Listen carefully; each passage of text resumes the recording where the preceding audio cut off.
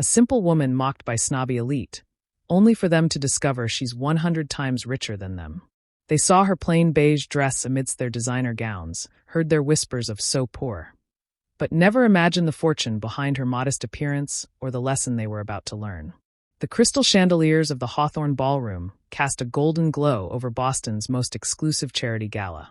Women in designer gowns adorned with diamonds glided across Ross marble floors, while men in tailored tuxedos exchanged business cards disguised as small talk. Catherine Winters adjusted her sapphire necklace, its blue stones matching her elegant dress perfectly. Beside her, Eleanor Madison smoothed her black designer gown, while Patricia Reynolds beamed in her navy blue ensemble with silver accents. Boston's social elite in the flesh. The new hospital wing better be named after someone worthwhile this time, Catherine remarked, eyeing the room critically. Last year's donors were hardly established, she added, as the women nodded in agreement. A newcomer entered the ballroom. Emma Sullivan stood in a simple beige dress, modest, unadorned, and painfully plain compared to the couture surrounding her. No statement jewelry, no designer clutch. Her auburn hair was styled simply, her makeup minimal. Who invited her? Patricia whispered, not bothering to lower her voice. And in that dress? It looks like she's here for a job interview, not a $5,000 A-plate charity event. Emma moved through the crowd with quiet confidence. At 34, she carried herself with natural grace that required no embellishment. She paused to study the architectural renderings of the Children's Hospital expansion, tonight's designated cause, her eyes focused on details others overlooked. What none of these socialites knew was that Emma had spent the morning touring the hospital's current pediatric ward, learning the names of young patients, and promising a little girl with leukemia that the new wing would have windows facing the garden where butterflies gathered in spring. A promise Emma knew would be kept. "I don't believe we've met," came a cultured voice beside Emma. Catherine Winters extended her hand, diamond bracelet catching the light. Catherine Winters, hospital board fundraising chair. Emma turned, offering a genuine smile. "Emma Sullivan, it's lovely to meet you." Catherine's smile remained fixed as her eyes assessed Emma's attire, searching for a designer label and finding none. "And what brings you to our little gathering tonight? Are you with the medical staff?" "No," Emma replied simply. "I'm just passionate about children's health care." Eleanor and Patricia drifted closer, circling like elegantly dressed sharks. "We don't often see new faces at these events," Eleanor commented, champagne flute poised delicately in manicured fingers. "The Hawthorne Gala is usually quite exclusive." Emma nodded. The invitation mentioned the pediatric oncology wing. "It's a cause close to my heart." Patricia exchanged a quick glance with Catherine, eyebrows raised. "Well, every small contribution helps, I suppose, though tonight's donors are mostly in the 6- and 7-figure range." "It adds up," Emma agreed pleasantly. Catherine's eyes narrowed slightly. There was something about this plain woman's confidence that unsettled her. "Your dress," she began, voice dripping with false concern. "Is it vintage?" The question hung in the air, its true meaning transparent. Eleanor barely concealed a smirk behind her champagne glass. "Just simple," Emma replied, unperturbed. "I find elaborate designs distracting." "How practical," Catherine replied, her tone making the words sound like an insult. "We must introduce you to Montgomery Wells. He's our biggest donor from last year. $5 million for the emergency department. Monty loves meeting everyday people." Emma's eyes reflected a quiet wisdom. "I'd enjoy that." As they guided Emma across the ballroom, Catherine subtly signaled to others in their circle, rolling her eyes when Emma wasn't looking. Whispers followed in their wake. "Who brought the secretary? Is that dress from a department store? So poor. Thing, she clearly doesn't belong here." Dr. James Harris, the hospital's chief of pediatrics, approached their group with a warm smile. "Ladies, wonderful to see you again." His eyes brightened upon seeing Emma. "Miss Sullivan, I didn't know you'd be here tonight." Catherine's perfect eyebrows arched in surprise. "You two know each other?" Before Emma could respond, Dr. Harris continued enthusiastically. "Miss Sullivan visited our pediatric ward this morning, spent hours with the children. Little Sophie hasn't stopped talking about the butterfly garden you promised her." Catherine's smile tightened. "How charitable. But Dr. Harris, Miss Sullivan was just about to join us in meeting Montgomery Wells." "Ah, Monty's caught up with the mayor at the moment," Dr. Harris replied. "Perhaps Miss Sullivan could share her thoughts on the new wing design while we wait. Her perspective might be valuable." Patricia gave a silvery laugh. James, darling, I'm sure Miss Sullivan is more interested in the canapes than construction plans. This is rather technical, after all. Emma remained silent, her expression betraying nothing. Actually, Dr. Harris replied, his tone cooling slightly, Miss Sullivan asked some remarkably insightful questions about our pediatric care protocols this morning. I'd value her input. Catherine smoothly intervened. James, we shouldn't overwhelm our guest. These events can be intimidating for newcomers. She turned to Emma with practiced condescension. The donor circle operates quite differently from regular hospital visitors. It's all rather complex. Across the room, the hospital's executive director ascended the small stage. Catherine's eyes gleamed with anticipation. Ladies and gentlemen, we're just moments away from revealing our major donors for the new children's wing, she whispered to her friends. This is where we shine, darlings. Emma glanced toward the stage, then at her watch. If you'll excuse me, I need to step out for a moment. Of course, Catherine replied, barely concealing her relief. The restrooms are down the hall to the left, though I'm not sure they can do much to help with that dress. As Emma walked away, Patricia leaned in. My goodness, Catherine, wherever did they find her? She looks like she wandered in from a job fair. The hospital probably invited her. Some everyday heroes for publicity photos, Catherine replied dismissively. You know how it is, they need to show diversity in their donor materials. The working class makes for touching brochure stories. Ellen nodded smugly. Did you see her expression when you mentioned Montgomery's 5 million? I thought her eyes would pop out of her head. The women laughed, crystal glasses tinkling like wind chimes as they clinked them together in solidarity, completely unaware of the tidal shift about to upend their carefully ordered social hierarchy. If you're enjoying this story of appearances versus reality, hit that subscribe button now. Let's continue and see what happens when Emma's true identity is revealed. Emma slipped back into the ballroom just as Richard Thornton, the hospital's executive director, tapped the microphone. The crowd quieted, jewelry glinting under the chandeliers as Boston's elite turned their attention to the stage. Ladies and gentlemen, tonight marks a historic chapter for Boston Children's Hospital, Thornton began, his voice resonating with practiced gravitas. The new pediatric oncology wing will revolutionize how we treat our youngest cancer patients. Catherine and her circle positioned themselves prominently near the front, champagne flutes refreshed, expressions expectant. This was their moment, where donations were announced, names immortalized, and social pecking orders reinforced. Emma stood quietly at the back, observing. Before we unveil our donor wall, Thornton continued, I want to share something extraordinary. For the first time in our hospital's 150-year history, we've received an anonymous donation that has left our entire board speechless. Murmurs rippled through the crowd. Anonymous donations weren't uncommon, but the director's tone suggested something unprecedented. Catherine frowned slightly. Anonymous donors didn't fit neatly into her social calculations. They couldn't be ranked, impressed, or leveraged for future connections. This individual contributed $25 million, specifically for our pediatric oncology wing, Thornton announced, with the single condition that the new garden terrace be called Sophie's Butterfly Haven, after one of our young patients. Dr. Harris's eyes widened, his gaze immediately searching the room until it landed on Emma. While we normally respect our anonymous donors' privacy, Thornton continued, this particular benefactor has given us permission to acknowledge them tonight, as they are present in this very room. Catherine's group straightened imperceptibly, each woman mentally calculating if her family could have secretly made such a donation without her knowledge.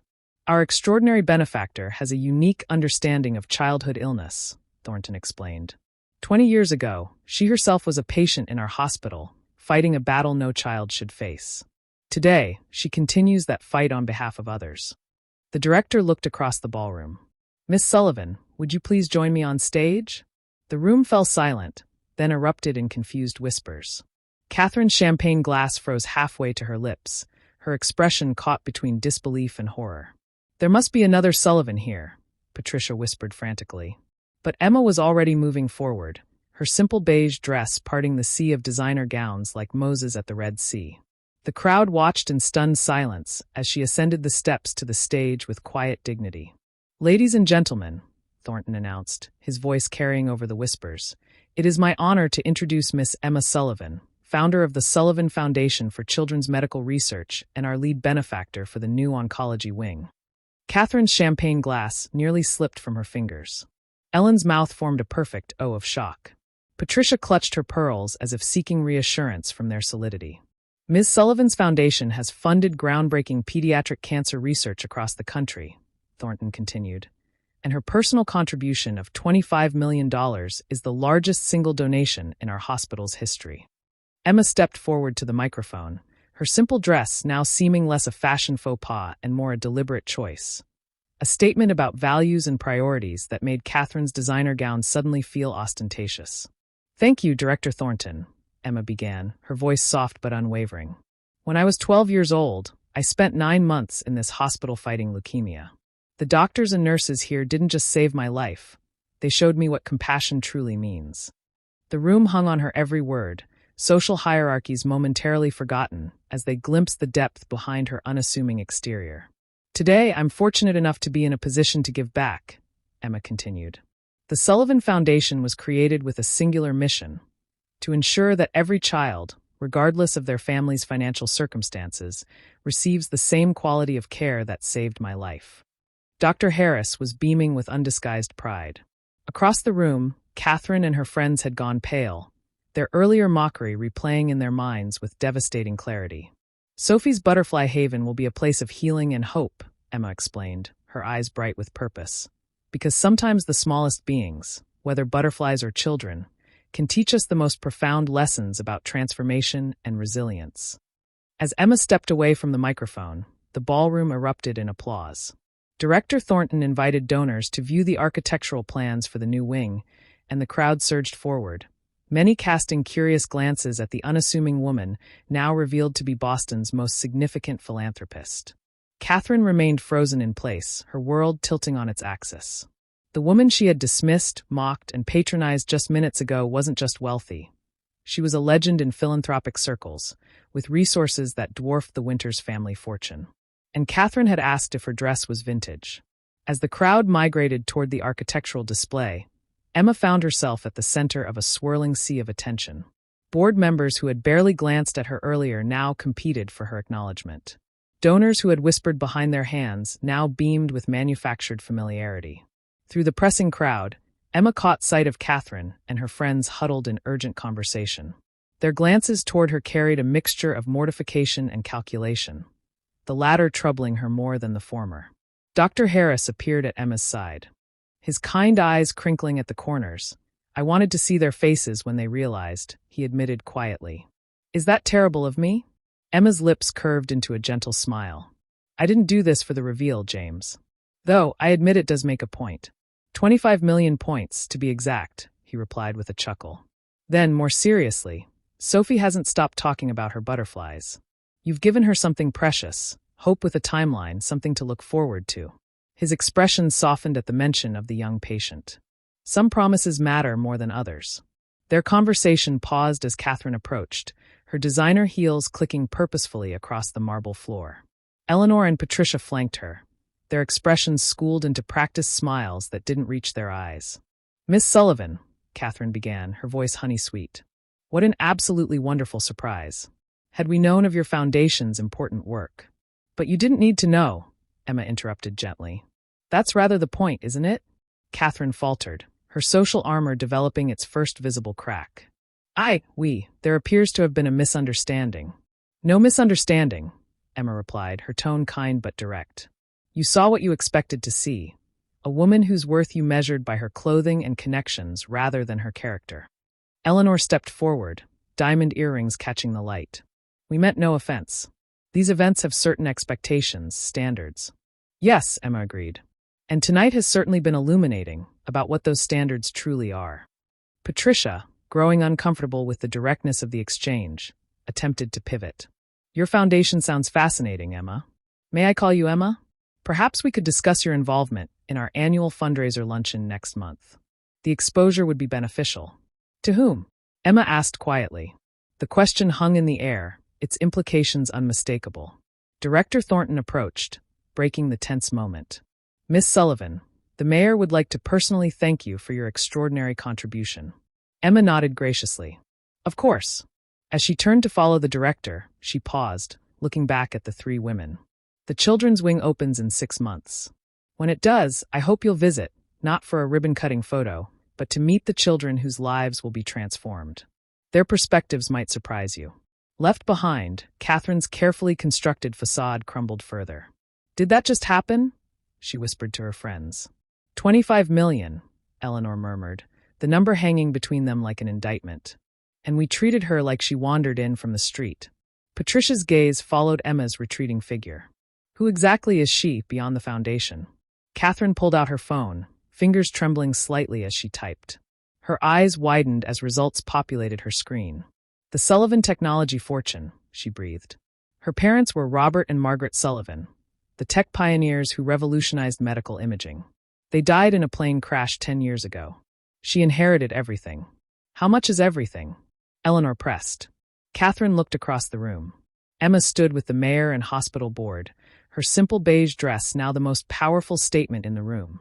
Not because of its design or cost, but because of the woman wearing it. A woman who had the means to outshine everyone, yet chose understanding over ostentation, substance over spectacle. The evening's true beneficiaries weren't in this ballroom at all, but in hospital beds across the city. Their futures now brighter because someone who could have lived solely for herself had chosen instead to live for others. As the evening progressed, Emma found herself momentarily alone, studying the rendering of Sophie's butterfly haven. The garden's design included special accommodations for hospital beds and wheelchairs, allowing even the most critically ill children to experience nature's healing presence. It's beautiful, came a voice, Catherine's, her tone now stripped of its earlier condescension. Emma turned. It will be. Catherine hesitated, then spoke with unexpected sincerity. Why didn't you say something, when I was? Would it have mattered? Emma asked. Should it matter? Catherine fell silent, confronting questions that had never before penetrated her carefully constructed world. My worth, anyone's worth, isn't measured by their bank account or family name, Emma continued gently. The children I visited this morning don't care about designer labels or social connections. They care about kindness, about being seen for who they are, not what they have or how they look. I've never considered it that way, Catherine admitted, the honesty seeming to surprise even herself. Few of us do, until something forces us to, Emma replied. She gestured toward the hospital rendering. Every child who comes through these doors deserves to be treated with the same dignity and respect, regardless of their circumstances. Just as every person in this room deserves the same, regardless of their dress or pedigree. Catherine's carefully applied makeup couldn't hide the flush creeping up her neck. I behaved abhorrently. Yes, Emma agreed simply. The question is, what will you do with that realization? Before Catherine could respond, Director Thornton called for attention. The room quieted as he prepared to unveil the donor wall. Names of contributors would be immortalized in order of their donations, with Emma at the very top. Ladies and gentlemen, it is with profound gratitude that we recognize those whose generosity will make our new children's wing possible. These names represent not just financial contributions, but investments in our community's future. As the velvet covering was pulled away, gasps rippled through the crowd. Where Emma Sullivan's name should have appeared at the top of the donor wall was instead a simple inscription. In honor of Sophie and all children fighting battles beyond their years. Your courage inspires our commitment. Director Thornton looked toward Emma, who gave a small nod. Miss Sullivan has requested that her contribution remain anonymous on our permanent installation, he explained, his voice thick with emotion. She believes the true focus should remain on the children we serve. The ballroom fell silent as the implication of her. Was it your point? No, Emma acknowledged. It was about seeing beyond surfaces. About recognizing that true worth isn't reflected in clothes or bank accounts or social standing. I judged you by your dress, Catherine said quietly. And now? Emma asked. Catherine's gaze shifted to Sophie, then back to Emma. Now, I try to see people as they are, not as they appear. It's harder than it sounds. The most meaningful changes usually are, Emma replied. A nurse approached, letting them know the children's choir was assembling for their final performance. As they walked back toward the atrium, Catherine paused. Thank you, she said simply, for the humbling I needed, and for the opportunity to become someone better. Emma squeezed her hand briefly. We're all works in progress, Catherine. The butterfly doesn't start out with wings. Together, they joined the gathering in the sunlit atrium, where children's voices soon filled the space with song, a chorus of hope rising from those who understood better than most the precious nature of each day and the true meaning of transformation.